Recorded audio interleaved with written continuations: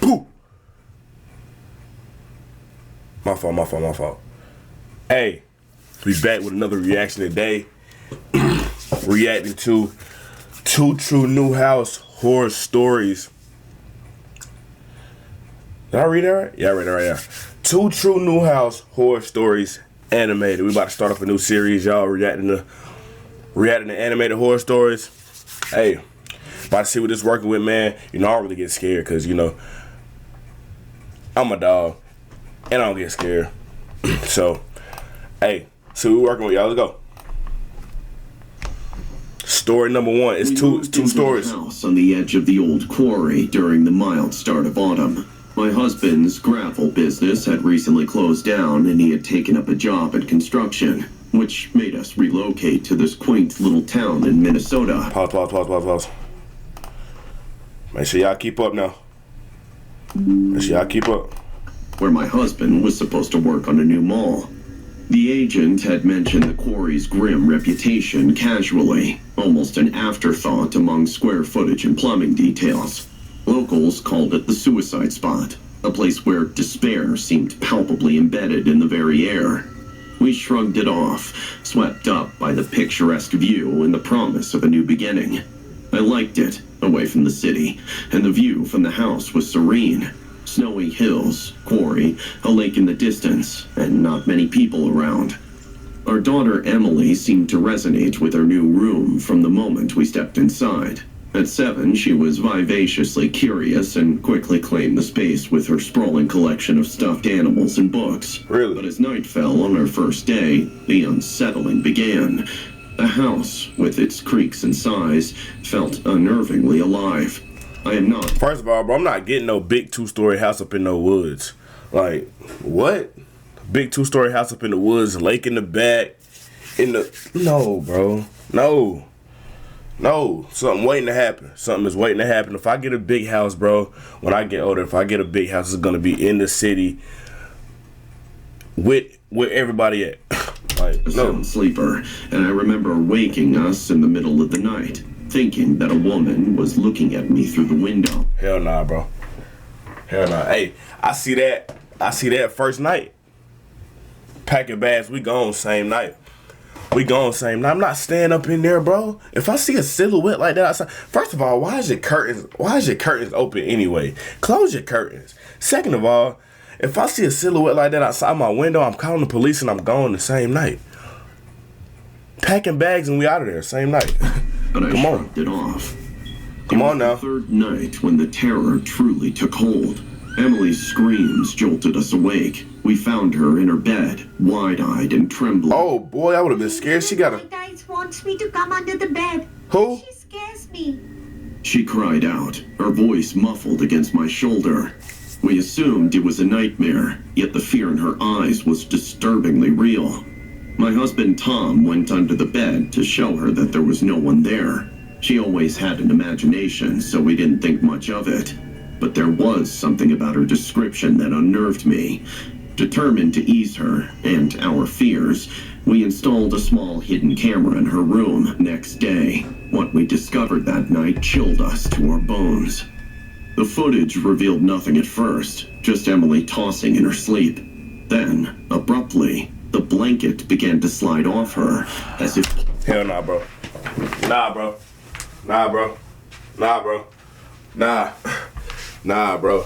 Heck nah, bro.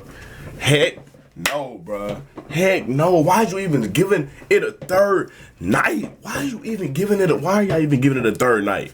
Why are y'all giving it a third night when you seen a silhouette, when you thought you seen a silhouette at the window? First of all. Second of all, it should be no second or third or fourth of alls, bro. That would have been my first reason to leave. I was gone after that, bro. Pulled by unseen hands. Her little body shifted towards the edge of the bed, slowly, as though being dragged. Then, just as suddenly, she was violently pulled under. We rushed to her, finding her alone and terrified. My husband opened the camera's app on his phone, and we were shaken. The live feed still showed movement, a flicker of something, a shadow that shouldn't have been there. On the small screen, a figure emerged. translucent and small. A girl hiding under the bed, her eyes hollow, her stare hauntingly fixed on the Oh my walls. gosh, bro. Let me There's something under there. I see. call the police. There's nothing. Please. We checked the room, every corner, under the bed, behind Why are you the still curtains, checking the finding rooms? nothing Get but out. lingering cold. Get out. Why are you checking the rooms? Get up. Get out, bro. Get out. Dread. Emily, inconsolable, clung to us, refusing to be left alone. We decided to stay in the living room that night, hoping safety was in numbers. The lights flickered ominously as we settled on the sofa, our eyes darting around the shadowed corners of the room. That's when the whispers started, a soft, lisping sound that seemed to Bruh, seep see? out of the walls. Do you hear that? It's like someone is crying. The temperature Excuse me. suddenly dropped, and the whispers grew into wails. The TV turned on by itself, flipping through channels rapidly. Nah. And you see everything that's coming on the TV looking like demon, bro. Silent scream. I could feel the hair on the back of my neck rise as a cold hand seemed to brush against Nah. Emily, between us, shrieked as a toy from her room came Nah. into the living room, stopping at her feet. The room grew colder, the air thick with a palpable sense of despair. We huddled closer, our minds racing, hearts pounding, as the haunting continued to escalate, each moment more terrifying than the last. You need a car and go. That's always an The option. three of us fainted at the same time. Huh? When my eyes opened again, I saw a bloated man's fat, pale feet dragging across our living room floor. Outside, dawn's faint light began to filter. At this point, bro, you want something to happen to you because after the second night of paranormal activity, why are you still there? You want something to happen to you at that point. Like, you want something to go down. You want something to go down. We thought the worst was over, but the house, as if sensing our relief, tightened its grip on us. The windows rattled violently, as though something or someone was desperate to get in, or perhaps to keep us trapped inside. Oh, We boy. need to leave now. Tom, Bitch to the left. Alice could clearly see the bloated man with What? white eyes and pale legs walking across our hall aimlessly. But the car keys, they're upstairs. I knew I had to retrieve them. Steeling myself, I ventured towards the staircase, each step. First of all, why is the husband sending the wife upstairs to get the car keys? If stuff going on in your house, why are you sending your wife upstairs to get the car keys, bro? Bro, that don't make sense. Foot like an ominous That don't make drumbeat. sense at all. The air was heavy, charged with a malevolent presence that seemed to watch my every move. As I passed Emily's room, the door slammed shut behind me. Heart pounding, I turned back to see the knob turning slowly. With no time to ponder, I pushed forward to our bedroom. Inside, the atmosphere was stifling, oppressive. I grabbed the keys from the dresser, and that's when I saw it in the mirror. A reflection that wasn't my own. Behind me stood a girl. Her eyes empty, her mouth twisted. Bro, leave. Oh my gosh, bro. Gosh almighty, no. Ooh, boy, no. Silent scream. Boy, no. I spun around, but there was nothing there. The room felt suddenly colder, and I sensed a sorrow so deep it nearly dragged me down with it. I dashed from the room, keys in hand. Hurry up, go, The sounds go. of the house groaning Go, under go. some unseen strain echoing around me. As I descended the stairs, a picture frame flew off the wall, shattering just inches from where I landed. The house was alive, angry, and didn't want us to leave. Back in the living room, Tom and Emily were huddled together, pale and scared. The bloated pale man still continued Do something to him. walking aimlessly, now moving Can stab, do something to him, like stab him or we something, rushed bro. to the front door, flinging it open, only to be met by an overwhelming force that slammed it shut again. The windows fogged over, as if iced from within, and through the mist, we saw figures, shadowy. Oh boy, no. all Oh staring back at no. us. Oh no. Through the back. No. We scrambled towards the kitchen, the air filled with the sound of shattering glass and the house's persistent wail. The back door resisted at first, as if held by an unseen force, but with a desperate shove, it flew open. We spilled out into the chill of the early morning, the quarry looming ominously nearby, its dark waters still and silent. But even outside, the sensation of being watched didn't leave us. The girl appeared at the window, her sad, tormented eyes looking at us. We ran to the car, the engine sputtering to life as if reluctant to start. As we drove away, it looked like it's daytime now. Into the background, but the echo of the girl's wails followed us down the road. Our new beginning had turned into a horrifying ordeal, but we were alive. We survived the house by the quarry, but we would never be the same. The memory call the police lingered. No. A stark reminder of the thin veil between the living and the dead, forever etched into our minds. No 911. This story is inspired from the following clip that had gone viral, where a mother, who was watching her daughter through the night cam, detected that some invisible force had pulled her under the bed. Really? You won't believe what she saw next.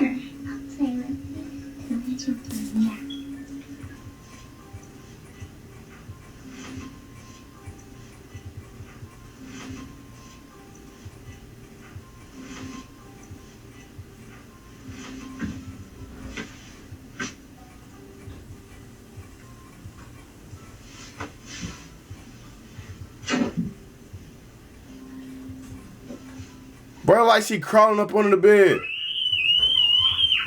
Ooh, it's real, y'all. No, it's real, bro. Yo, they usually don't show the real clip after, dude. They usually do not show the real clip, bro. Look. It looked like the house and everything, dog. Oh, nah, bro.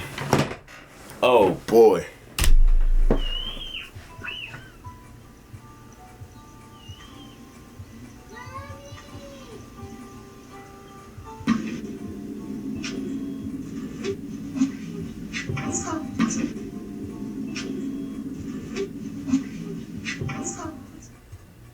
Oh, nah, bro. It was our first night. It looked like she crawled up under there, but and lifted up and looked. But when she looked like and laid down, yeah, that's when surrounded by woods. My wife Laura and I were thrilled to finally move in, escaping the city's chaos for what we had hoped would be a peaceful rural life. It helped me reconnect with my mother, who briefly lived there about 3 decades ago for about a year while working 2 jobs after my dad walked out on us.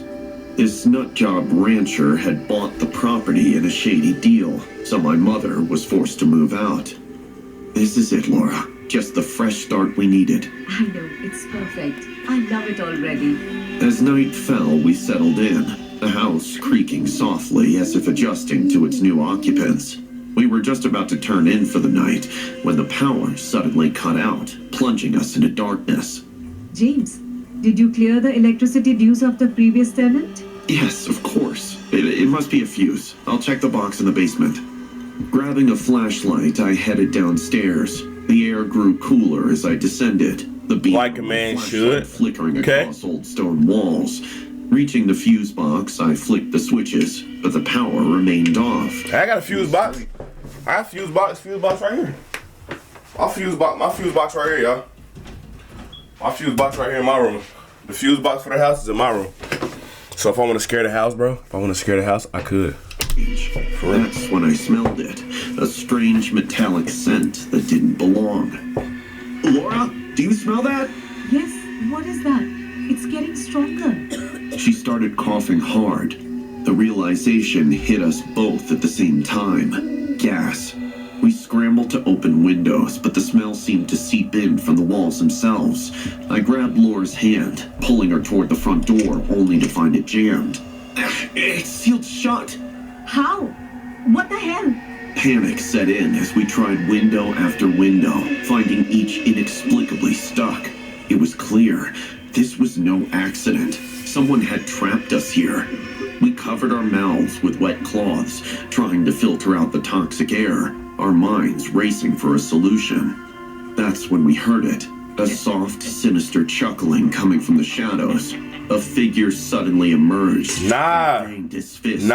through the glass window, wearing night Cause vision goggles. if I see something like that in my house, bro, and it's no weapons in sight, bro, I'm going at him. I'm going at him full-fledged. I'm going at him full-fledged, and yeah, I'm gonna teach him a lesson, bro.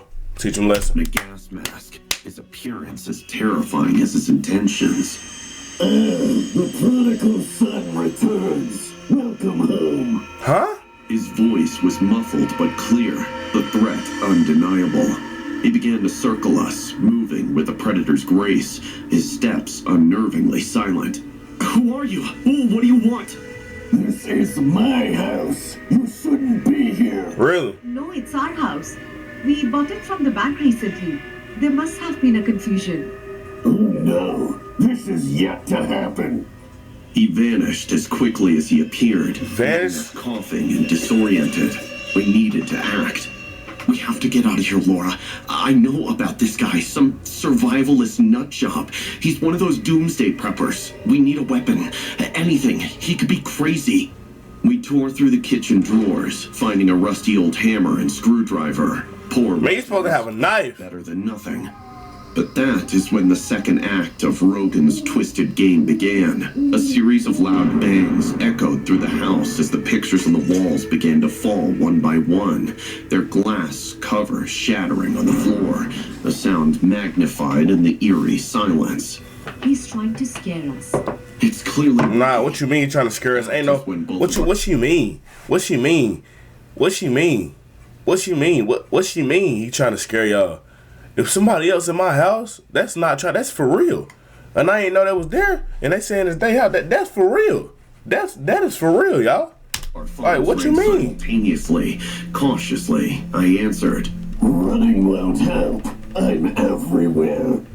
With each psychological jab, Rogan was wearing us down, terrorizing us with his omnipresence and sadistic games. What you mean? We were trapped in a nightmare, fighting not just for our home, but for our very lives.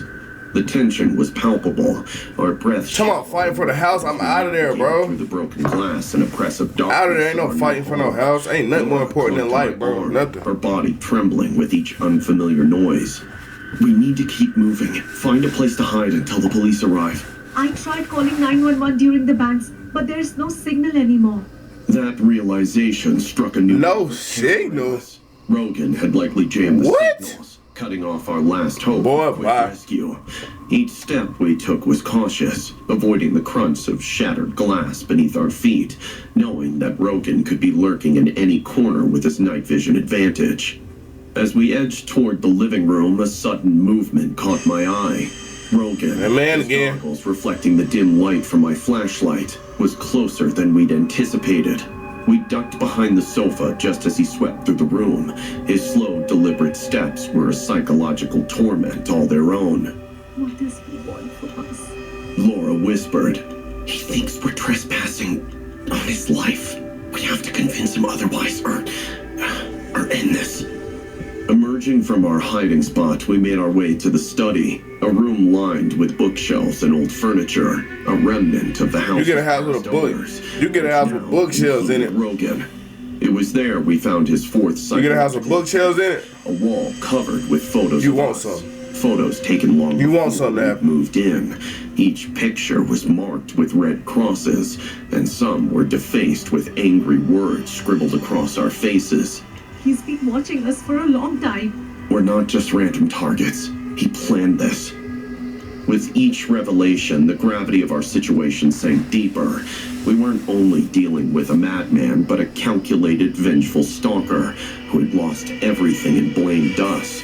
Just then, a low hiss filled the room, another release of gas, but this time it was accompanied by the soft flicker of flames from the fireplace.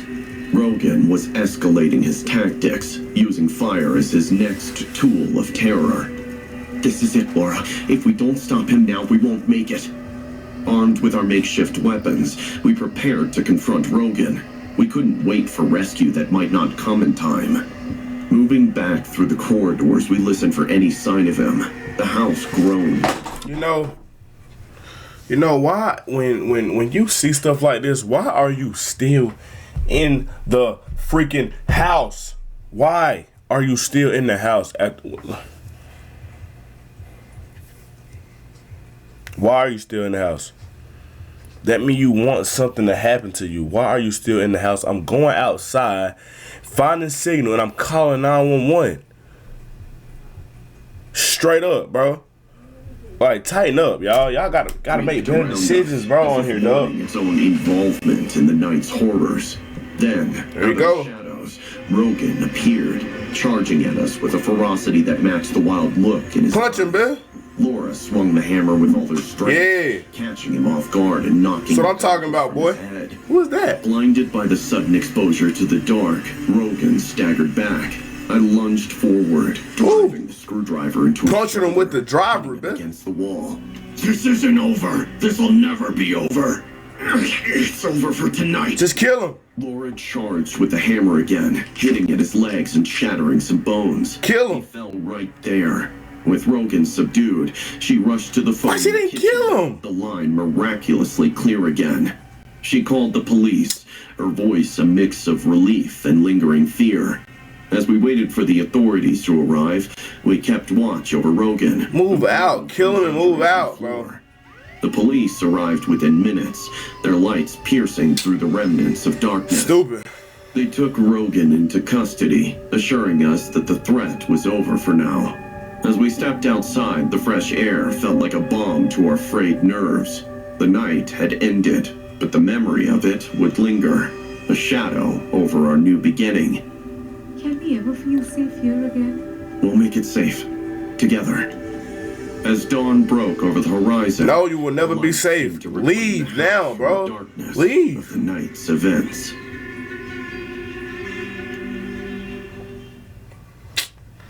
Oh, God, bro. Get out the house, bro. They should have got out the house. They should have left. They should have left, bro. Like, what is good? Why are you not leaving? Bot, leave the house. Like, she talking about will we ever be safe here, blah, blah, blah. No, you won't. Leave. Leave, leave, leave, bro. Leave. That make no sense, bro. Hey, comment down below what y'all think about this video, man. Would you have left or stayed or what? But, hey, this first video to IMR Scary Tales, scary animated horror story series, man. We back with more of these. We back with more of these daily uploads, man. On the way. We back consistent on the tool. Hey, with that being said, we out.